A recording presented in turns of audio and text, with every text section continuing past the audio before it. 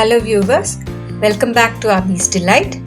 இன்னைக்கு நம்ம சேனல்ல chicken momos with hot sauce தான் பார்க்க போறோம்.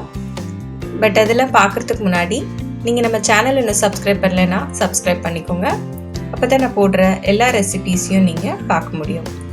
இப்போ இந்த chicken momos எப்படி செய்யறதுன்னு பார்க்கலாம்.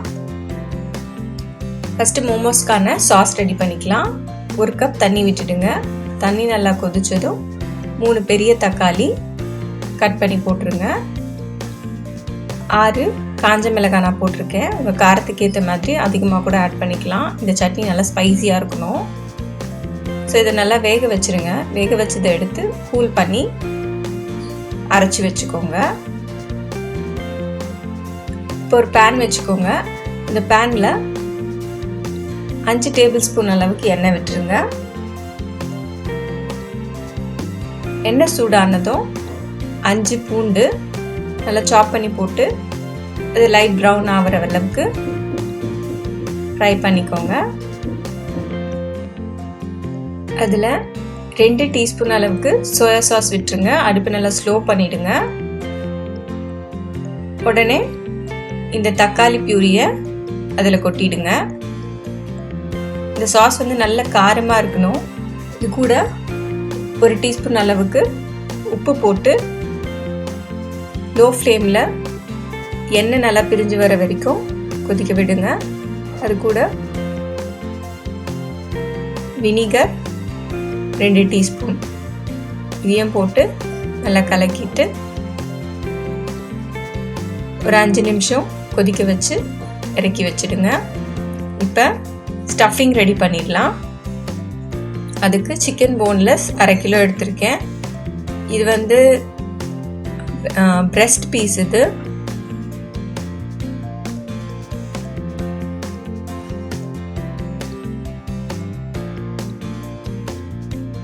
உங்களுக்கு நல்லா ஜூஸியாக வேணும்னா அந்த சிக்கனில் இருக்க ஃபேட்டோட வாங்கி மிக்சியில் போட்டு நல்லா கிரைண்ட் பண்ணி வச்சுக்கோங்க. இது கூட 3 பெரிய வெங்காயம் நல்லா ஃபைனாக சாப் பண்ணியிருக்கேன். அது கூட 1/2 கப் ஸ்ப்ரிங் ஆனியன், பூண்டு 10 பல்லு சாப் பண்ணி போட்டிருக்கேன். நீங்கள் அரைச்சி கூட போட்டுக்கலாம். பச்சை மிளகாய் 3 நல்லா சின்னதாக சாப் பண்ணி போடுங்க. இதெல்லாமே உங்கள் காரத்துக்கு ஏற்ற மாதிரி நீங்கள் போட்டுக்கோங்க. ஸ்ப்ரிங் ஆனியனோட இலை அது ஒரு பாதி கப், கொத்தமல்லி ஒரு பாதி கப். இதுக்கு தேவையான அளவுக்கு உப்பு ஆட் பண்ணிக்கோங்க.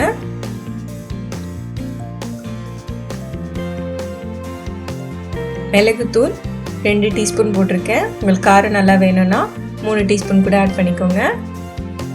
Soya sauce 2 teaspoon. ஸோ நம்ம ஸ்டஃபிங்க்கு தேவையான பொருள்லாம் போட்டாச்சு. இதை நல்லா மிக்ஸ் பண்ணி எடுத்து வச்சுக்கோங்க. உங்களுக்கு நான் திரும்ப சொல்கிறேன், நல்லா ஜூஸியாக வேணும்னா சிக்கன் ஃபேட்டோடு வாங்கிக்கோங்க. ஃபேட்டோடு வாங்கி வாஷ் பண்ணி மிக்சியில் அடித்து இந்த மாதிரி பண்ணி வச்சுக்கோங்க. இப்போ டோ ரெடி பண்ணிக்கலாம். இந்த டோக்கு 1/2 கப் மைதா நான் ஆட் பண்ணியிருக்கேன். அது கூட 1 டீஸ்பூன் உப்பு சேர்த்துக்கோங்க. நல்லா மிக்ஸ் பண்ணிவிட்டு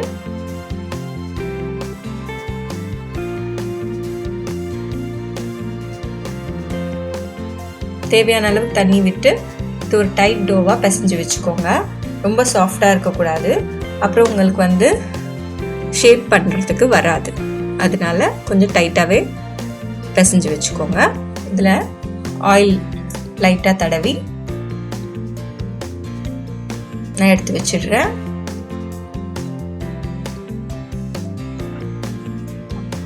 இப்போ இதை எப்படி ரோல் பண்ணுறது பார்க்கலாம். நான் ஒரு பெரிய சைஸ் பால் எடுத்திருக்கேன். அதில் நல்லா பெருசாக ரோல் பண்ணிக்கோங்க.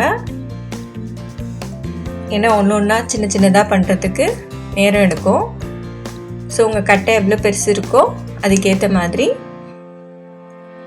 நல்லா பெருசாகவே ரோல் பண்ணி வச்சுக்கோங்க.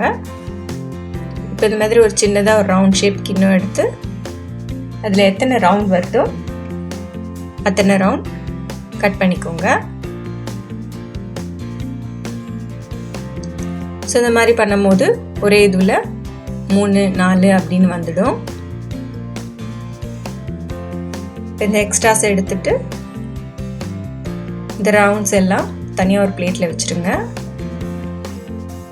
கையில் ஆயில் நல்லா தடவிட்டு சிக்கன் ஸ்டஃபிங்கை உள்ளே வச்சு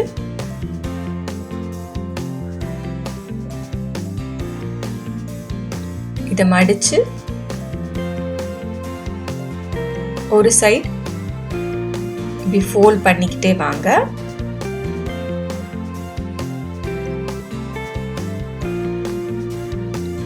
அடுத்த சைடை ஸ்டிக் பண்ணுங்க. ஸோ இந்த மாதிரி பண்ணிங்கன்னா ஒரு பாக்கெட் ஷேப்பில் இதாகிடும்.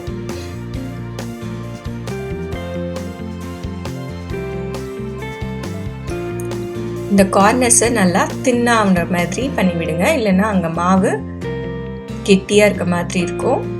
இப்போ இந்த மாதிரி மோமோஸ் எல்லாமே செஞ்சாச்சு. இதை வந்து ஒரு 10 மினிட்ஸ்க்கு ஸ்டீம் பண்ணுங்க. அவ்வளோதான், நம்மளோட மோமோஸ் ரெடி. ஹாட் சாஸும் ரெடி. இதை நீங்கள் கண்டிப்பாக ட்ரை பண்ணணும், உங்கள் பசங்களுக்கு கண்டிப்பாக பிடிக்கும். இந்த ரெசிபி உங்களுக்கு பிடிச்சிருந்ததுன்னா like, share and subscribe. Thank you.